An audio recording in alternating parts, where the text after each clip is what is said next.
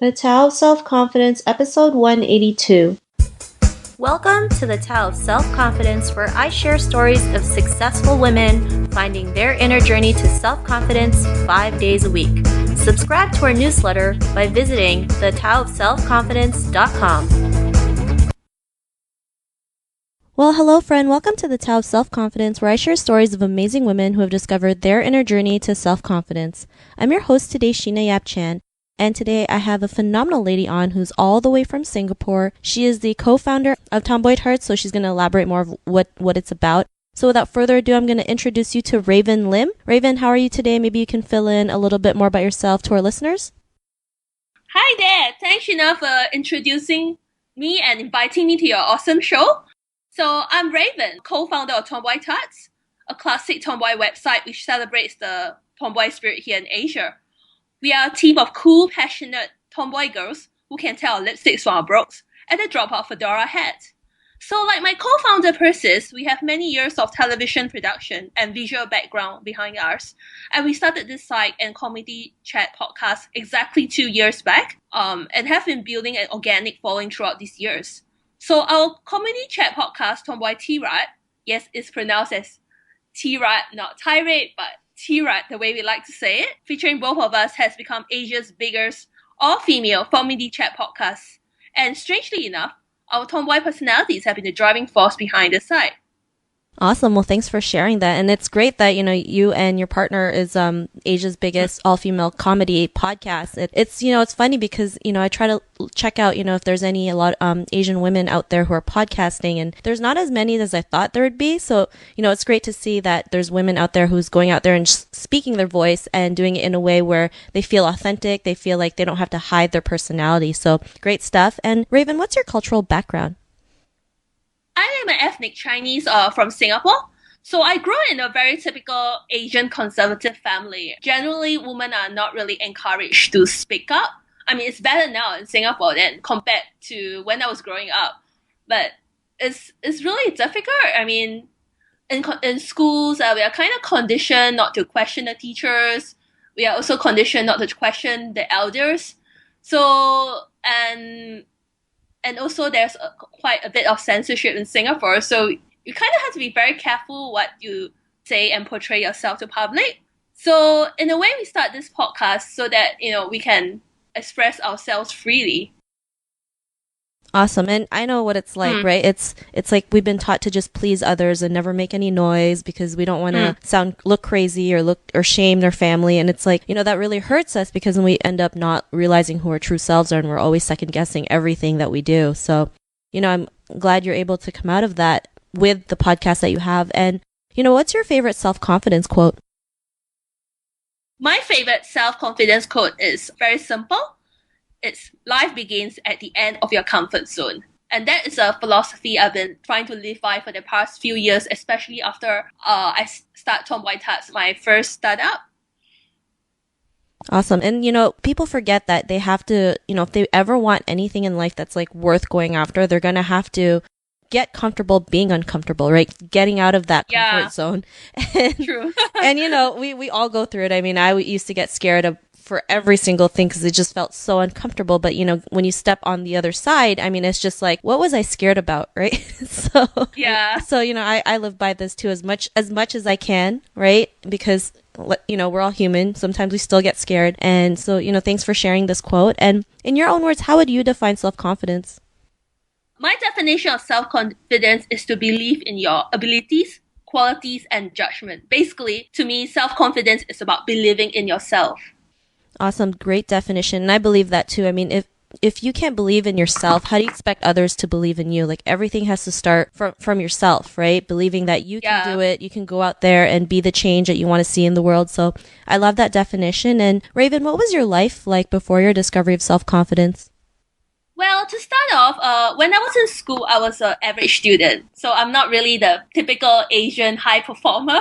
I'm actually pretty average. And there isn't really any leadership roles for me in that sense. So, and that affected my confidence when I stepped into the working world because I didn't really have a lot of experience in managing people, like working, interacting with people, or seeing through projects from beginning to end.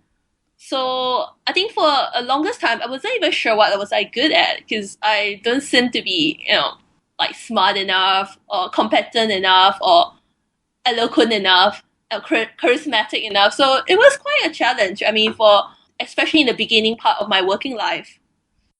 And I think that happens to all of us, right? Especially, like you said, being in a conservative, growing up in a conservative Asian family or Asian society. It's like, we're, like you said, we're just told what to do. We just, go to school, get a job, and just never rock the boat. And because of that, it's like we don't go for those things because it's like if you do, you might end up, failing. And people forget that failing is, part of your journey. It's not a bad thing. It's a good thing, right? And, we're ingrained that failure is a bad thing since school. It's like you get an F, it's the end of the world. And it's worse when you're Chinese, right? It's like, I remember I had a math test that I brought home to my dad and was like, Dad, I got a 90% on my test. And he's like, why didn't you get a 95?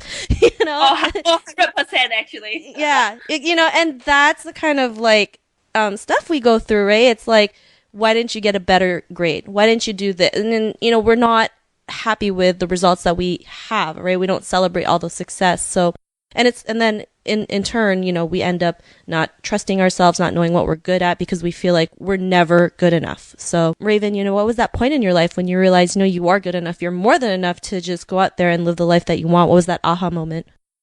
So we run a comedy podcast called Tomboy Tea, right? Which is a part of our Tomboy Tarts brand.